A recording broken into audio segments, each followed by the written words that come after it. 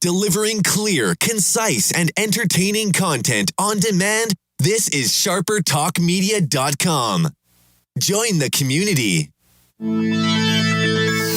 Welcome to Higher Up, the podcast designed to help you take your business to a higher level. Get the latest news and updates on everything human resources. Unlock the occupational DNA so you can identify, select, develop, and retain top talent. And now your host, John Beck. Well, hello, my friends, and welcome to another episode of Higher Up, the podcast devoted to everything human resources and taking your organization to a higher level. Our guest today, very interesting, going to unlock some new ideas around the area of recruiting. He founded HUP19 in 2001 and grew the business into a highly profitable human resource and outsourcing management firm. The company's vision was built around a cloud-based platform for small and mid-sized employers. They launched their flagship product, HR411, in 2007. He built the company to the point where it ultimately attracted ADP to purchase the company in late 2009. He's held numerous roles during his 6 years with ADP, most recently the Division Vice President of Development. He's helped define and ultimately establish the HR solutions business for ADP over the years. He has a track record of successfully scaling business, defining new markets and business models, acquiring companies, developing talent, designing, launching, and improving products, and expanding into new markets. He is the CEO and president of JetPay HR and Payroll Services. Michael Perez, welcome to the show. Hey, John, it's great to be here. Thanks for having me. Well, we're excited to have you. And how are things in Center Valley, Pennsylvania today? Things are fantastic. We're getting another hot and humid day out here, which is par for the course these days. So tell us, how are things going with the organization? Things are going really well. You know, as an organization, we've been going through quite a bit of really positive change and direction and growth for the company. So, you know, some exciting times right now at JetPay. We're really real happy. Tell the listeners a little bit about JetPay. Sure, John. So we've been a company that's been around, 45 years already. Really been a payroll and tax services company, full service tax company for 44 of those 45 years, based here in Center Valley, which is Greater Lehigh Valley, Eastern Pennsylvania area, about an hour north of Philly. And we're very fortunate to have a tremendous customer base that has been with us. Our customer tenure is pretty significant and tremendous. We have our first customer, believe it or not, from 1972 that we still service today. Wow, that's a sign of you doing something right. Yeah, we're very lucky to have really long-term customers that appreciate the white glove service that we provide. We're really more than great payroll today. We're reaching further. We're doing a lot more for companies, John. Mm-hmm. We're doing a lot of work with companies, and really what today, I guess the term that's most commonly used is more broadly human capital management. Yeah. So we're really a full-service human capital management company. We have clients in all 50 states, but we do have the lion's share in our call it backyard of Pennsylvania, New Jersey, New York, sort of the Eastern Seaboard. Sure. where the business has grown up. But we're servicing clients in all 50 states, including Puerto Rico. And we're really been growing really nicely over the last number of years. The change for us has been in going beyond payroll, and like I said, really being more than great payroll. So, but we're doing it still with the same focus of service, right. Bringing great technology to bear, helping companies from hire to retire and everything that they need to do when it comes to their employees, including making sure they get paid and those taxes get done correctly. But it's really trying to extend more and be a full service end-to-end content provider. Yeah, and Michael, what's the sweet spot for your client base? In other words, for our listeners out there, what's the average client size? Or tell us a little bit about that. I'm sure you have a full gamut from, small organizations all the way up, but where does that organization really find that great fit for your services? It's a great question, John. We do have client, with well over 5,000 customers around the country.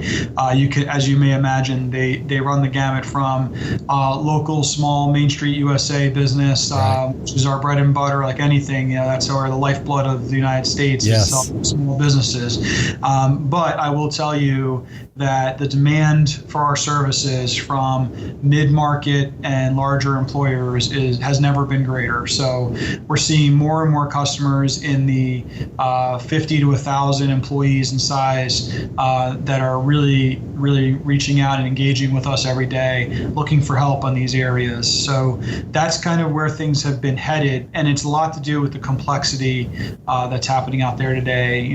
Between the Affordable Care Act, right. It's been recent legislation. Companies really need to make sure they're on top of that.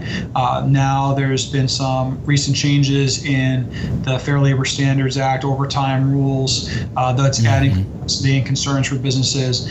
They turn to us as the experts to help them and provide them technology to make that easier to manage. So we're seeing more businesses over the last year or two in that what I'll call mid-market, right. 50, 100, 250, 500 employees in size that are coming to JetPay and saying, hey, can you help? Yeah. Our largest client today has almost 10,000 employees, so we're not limited by size or geography. Sure. In the United States, but when we do have a sweet spot in there of a few hundred to a few thousand employees that great. really benefit the most from the automation of the technology and service. As always on Hire Up, we'll have a page devoted especially to Michael and this podcast, and we'll have all of Michael's contact information as well as the organizational website. Of course, for those of you who are looking to hear a little bit more, find out a little bit more about JetPay, we'll have all that included in the show notes on Michael's page. Let's jump right into this topic, and I'll tell you how timely in today's time of technology, innovation, and everything seems to happen at a jet pace, right? Everything happening, and everybody wants the information yesterday. And you've written some articles on these topics, and what I'm really excited to hear about is trying to find that talent and finding it faster and easier ways to hire and onboard. And you're going to introduce us, and for some it may be new, and for others may have already been doing it, but innovative and creative ways targeting the right people. When we talk about faster, better, more accurate, getting the right folks on, tell us a little bit about what technologies are out there that companies can leverage to better target these candidates faster, easier during the interview process. How do we streamline that onboarding? What's happening out there on the cutting edge of this technology?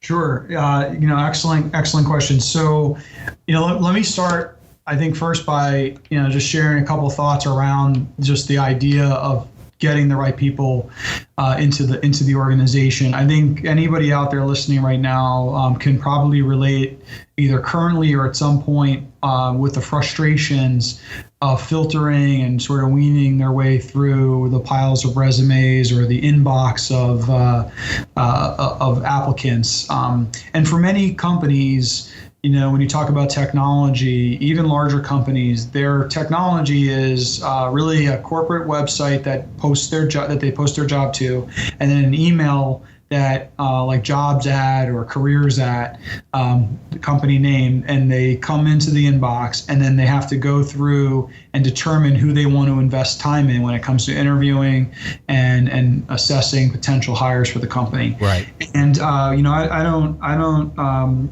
think it particularly matters these days if you're the smaller company or the larger company. You're all competing for talent, and the war on talent, as I kind of like to say, is as strong as it's ever been, and getting fiercer.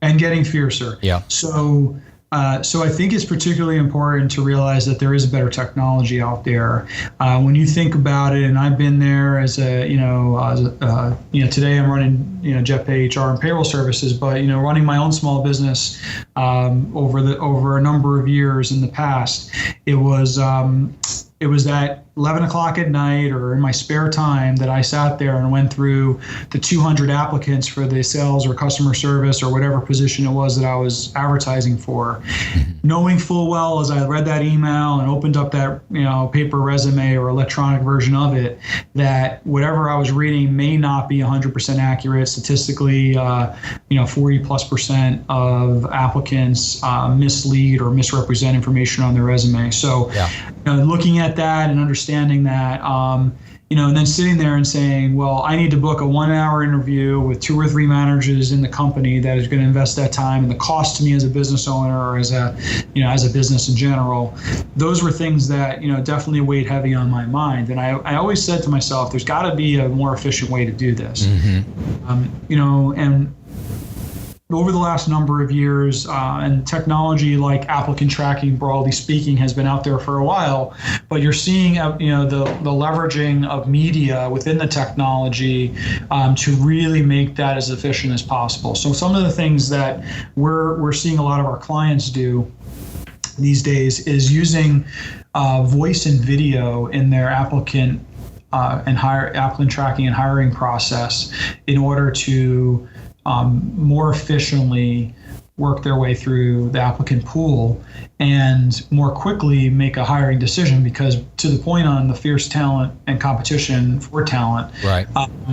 It is more important than ever, in my opinion, that you work through your hiring process consistently and that you make sure that you don't skip any steps, but that you do it quickly, because you're going to miss out on good talent fast. Right. And there's a lot of organizations, and I've come across, and I'm sure you have too, is they're still in that dinosaur mode. I mean, it's a long, grueling month, 30 days, 60-day onboarding process, not only to onboard, but just to get the candidate to the door.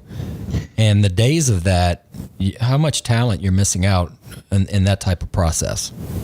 We live in a world just by nature, and I think this is globally, but particularly here in the United States, that everybody wants instant gratification, right? Right. Mobile technology has only added to that. The hot thing right now, people are staring at their phones all day with this Pokemon Go. I don't know if you've seen all the buzz around that lately. Yes. Everybody wants to see something happening now, real time. And, if you think about the millennial job seeker, which is, oftentimes where you're seeing more and more of the talent pool out there, when you think about the more transient workforce moving from company to company, not staying at the same company for their entire career, like that may have been more common in the past, they want information quickly. They want to know more about the company. They want to know more about the position. They want to know when they're being considered, where they stand at all times. So that follow through, that process, that is critically important if you're going to be successful in competing for top talent. And again, it's oftentimes misunderstood in my experience that, a small company, a smaller company, it doesn't have to be a small company, but a smaller company says, well, I am hiring a salesperson, but I'm different than the company on the street. It may not even be in my industry that's hiring a salesperson. Guess what? You're hiring a salesperson. Yeah, which exactly. Means, and I'm using that as a for instance, but it could be pick a role or a type of role. But you're looking for someone with the same kinds of skills, someone who can identify new prospects and work them through the sales process and close and start new business or bring new business to your company and ultimately help you grow. So in that example of competing for talent, whether you realize it or not, you're competing. If you're Main Street USA, to use that example from earlier, you're competing with corporate America just the same for those types of positions. So, you have to be more creative. You have to find ways to get your brand in front of more potential job seekers. And when they come to the table with interest, you got to make sure that you're in front of them and doing whatever it is that you do as your process as quickly as possible to get to a decision of whether or not they're the right fit, because otherwise you'll miss out. So let me ask you, you have clients and you're familiar with organizations who are using a lot of video interviewing now. Are you seeing that as more of a moving trend, at least in those first interviews, or are they using that throughout the process? Yeah, so one of the most common trend, or most popular, I shouldn't say common, but it's becoming increasingly popular trends, is the use of voice and video on two fronts. Video particularly on two fronts. So I'll share the first one. The first one is during the application process. So historically, if you really think about the hiring process, and a lot of companies or folks listening may have this, they've used a paper resume application, or they've done something perhaps as a form of some kind on a website. Fill in the form, answer some questions. With applicant tracking the way it's going today, it's becoming much more dynamic, and it's taking information from your social media profiles, assuming you're making it available. It's taking information that you select about building a profile about yourself and telling the company or the potential company about yourself. And then one of the ways that they're doing is they're saying, instead of asking the question, for example, write in 100 words or less why you'd make a great hire for XYZ company, they're saying record a voice recording or a video, a 30-second video saying the same thing, telling me why you're a great hire. Mm-hmm. So think about the power of that compared to just the written word. While it's important to understand the written word and see how people present themselves in writing, the ability to visualize an employee, particularly if you're hiring them for anything that has, for example, client-facing skills like a service role, a sales role, you pick your industry, it really doesn't matter, right? Right. You want to know, how do they present themselves? Do they take care? For example, one of the things I look for in those videos is, does someone take care of what's in the background? Did they actually dress up for the recording, or did they, take it for granted that it's only a video recording for a job application and do it, on the whim? Yeah. So those kinds of things you can assess. And if you can imagine that versus the traditional way, as I was sharing earlier, of going through an inbox and opening each attachment, reading a paper resume. Yeah, and making the two stacks, the callback stack and the file stack, right? Yeah, so now imagine I can listen to a 30-second clip or watch a 30-second video and make a quick assessment. You know what? This person took time to present themselves professionally. Their background seems interesting. They had a good story to tell. The way that they explained why they'd make a great hire, or you might ask them to present your product, whatever it is. Now all of a sudden you can leverage media like video and audio to much more quickly assess potential applicants. I love that, Mike, because not only are you able to, and I like what you're saying about assessing the video and. An organization can easily have, I don't want to use the word form, but a process to where, they can go through the checkbox and even score it, on different criteria that they deemed relevant and important to the job function or to the position or to how they're applying based on the performance, or not performance, but the delivery, the care taken, the background, all those different factors that could come in, clarity and voice and whatever factors are job relevant, obviously, and then taking that information and putting it in some type of rating method to where you could say, okay, I'm going to move forward with this candidate versus putting this one to the back of the list, or vice versa. Exactly, and that's spot on, John. That's exactly what you're seeing, and we're particularly seeing more companies doing with our technology, is leveraging it in that way. It's much more efficient. They're shortcutting the hiring process in many ways, because instead of going from paper to a phone interview to then an in-person interview, knowing full well, and we've all been there, right, where you schedule whether it's a phone or in-person face-to-face interview, and a few minutes into the 30 or 60 minutes planned, you're realizing this is really not the right person. You can eliminate all of those and go only to the handful of folks in the mix that you feel have already presented enough of interest that you want to go further. And now you go right to the person interview, or to talk to the second part of how people are using video is leveraging technology now where you schedule right within our product, for example, the interview right there. It shows availability of times. The applicant can then choose what's best for them, and then you use the video system to actually conduct the interview face to face, but over your computer screen, as opposed to having them come into the office, which is time and money for everyone involved. Wow. So that's becoming a bigger trend as well. And we're seeing the use of that technology really helping companies make better and smarter and faster hiring decisions. So are we talking about the possible death of the paper resume? I personally believe that the paper resume in its true value has been long gone anyway. Yeah. I think it's quickly becoming extinct. Just simply because you can do so much more beyond paper. Social media today is the other place where you see folks, turning to and looking at, what's being shared on a LinkedIn profile, what kinds of things folks are sharing in their updates and so on and so forth. So connecting that stuff all together is really where the market's going, and I think where hiring is evolving to. In the process that you're seeing with organizations and whether or not your services deliver that, does the applicant do some type of checkbox that connects? I know, like, for example, on my LinkedIn profile, I can, everything seems to be getting tied to LinkedIn, Google Plus, Facebook, and whenever you go for a new product or services, would you like to log in with one of these? And then you check the acceptance box, which is going to ultimately end up sharing profiles and things of that nature. So are we at a point to where the technology is where an applicant can opt in with an organization and share that kind of data automatically, where the system can extract that, or is how's social media in connecting into this? Yeah, I think that you said it right. So companies, rather employees today, are being given the option to link their profile to their career profile in a system.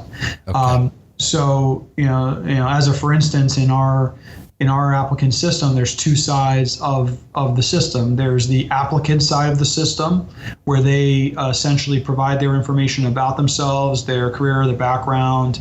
They answer questions, they provide the videos, et cetera. And then there's the employer side, which is where they're posting the jobs, creating the opportunities, they're managing workflow, the hiring process, right? Right.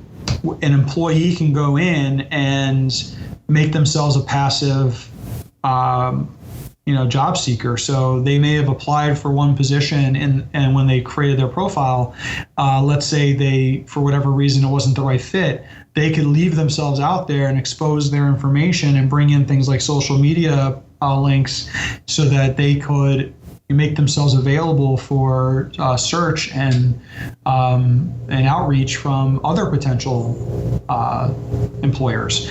So I think you're seeing more of that happening, right? Social media is certainly playing a big part of that. Sure.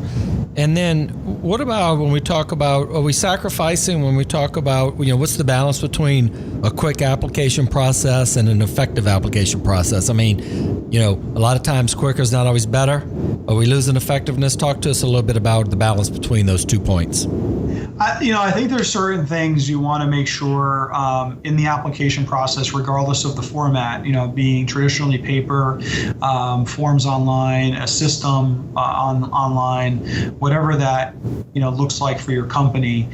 There's certainly some I'll call it ABCs, basics that you want to make sure you have regardless of the format. So for example, getting the basic information about the potential applicant in terms of their background, what's job relevant, what's company relevant to your company and the needs. Those things should be table stakes regardless of the type of medium that you're using to get it there. Right. There's things that people put in their application process that may or may not be relevant. So or how you use that information may or may not matter. So as an example, a lot of folks folks have been told over the years to ask about criminal history. Well, that's certainly something you might want to know, but it's the question is ultimately, what do you do with that information, and how relevant is it to the job? Right. Excuse me. So I think those kinds of things are by choosing the right format, by choosing the right components of what you're collecting, those things can make it more efficient. But what's effective is really going to be what's properly suited for your company. And every company is a little bit different. There's certainly some best practices, and there's Sure. lots of information out there around those best practices. But but I think that's really what it comes down to. When we talk about, for organizations, and of course sizes vary,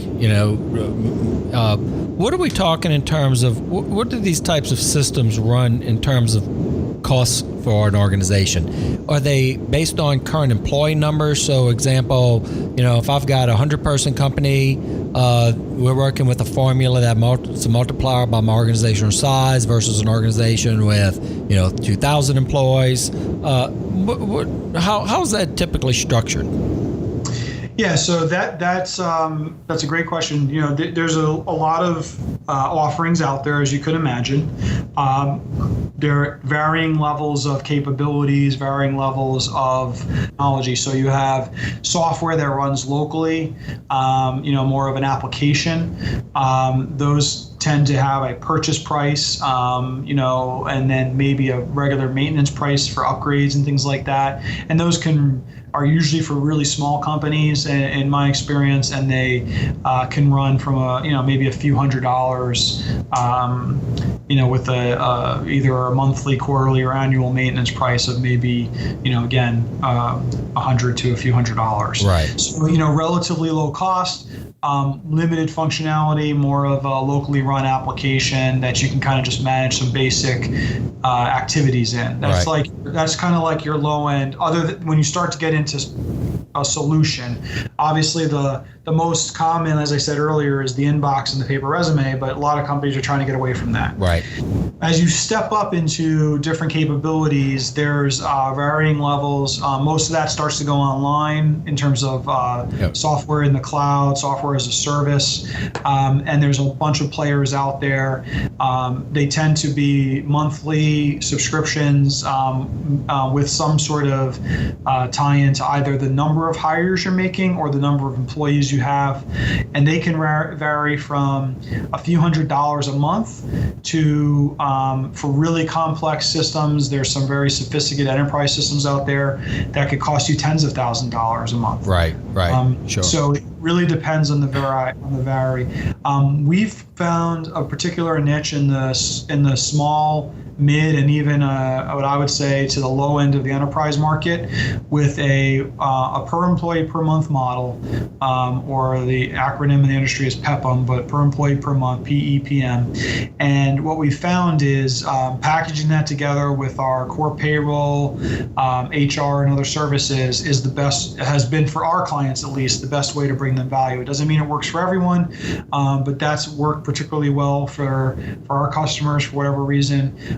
They get a lot of value. It brings them a cost point that makes the robust technology very affordable.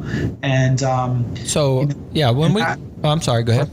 No, I was going to say, and that gets packaged together with a more robust solution for their business that, again, typically includes payroll, tax, support, HR, affordable care, whatever else they need.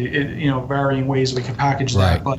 And that brings the overall cost for the hiring piece down because it's packaged together with a more complete solution for their business. And I was going to ask you on the per employee per month type program, because it's employment based, so then you're looking at basically unlimited applicants on a per employee per month basis if you're using a company number as a baseline for calculation. Yeah, again, every system's different. So if I'm speaking just broadly about the market, you're going to find variation to that model. Right.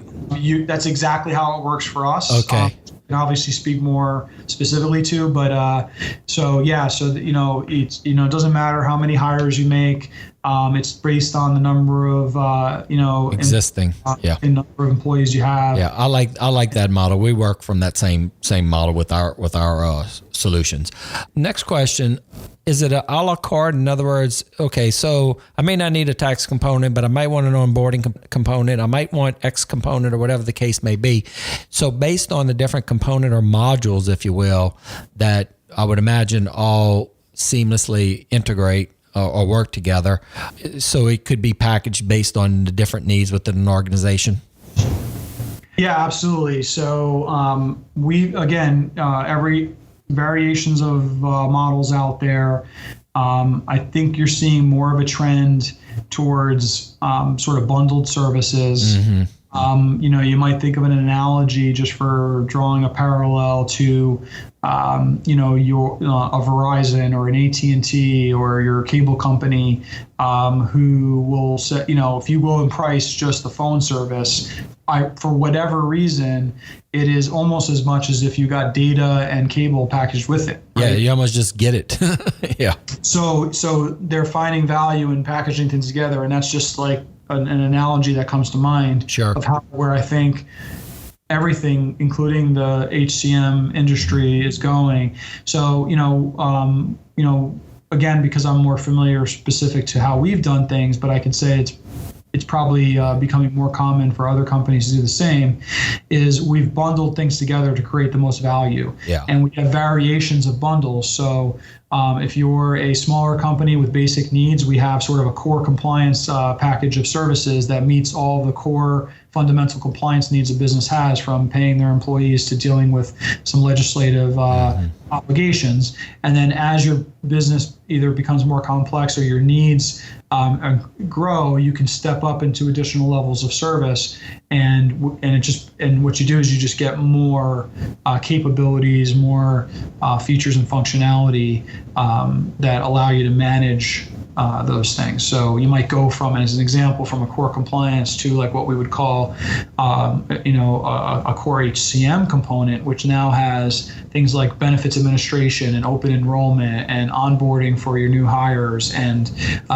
those kinds of capabilities. Sure. For, as an example, which if they're important to you and you want to automate that kind of stuff, that's how you'd get that capability at a very cost-effective way.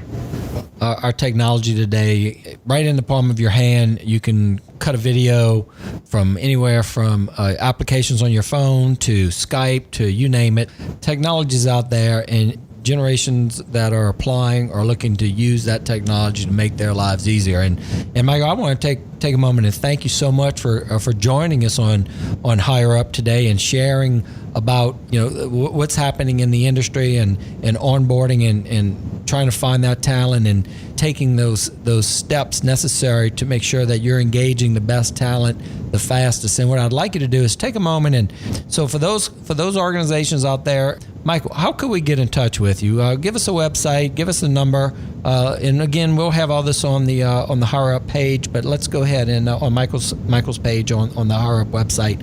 But Mike, go ahead and share that information. Sure. So first of all, we're definitely out on social media. So @JetPay is one way to get us out on Twitter. You'll find us, in other social media as well, but we're definitely actively out there.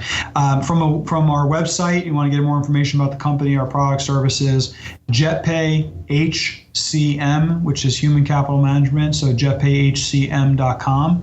And our toll-free number is 800-DO-MY-PAY.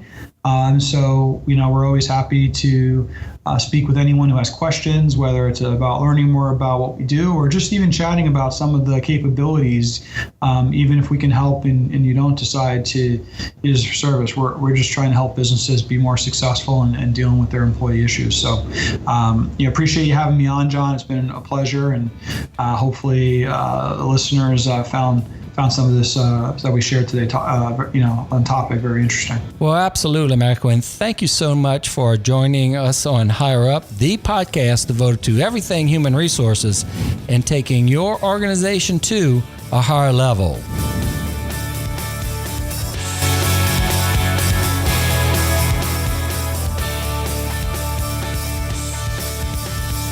Thanks for listening to to Higher Up with John Beck. For show notes, updates, and more on how to break the code to unlocking occupational DNA, Join the community at hrhigherup.com. and take your business to a higher level. This has been an exclusive production of SharperTalkMedia.com. Join the community.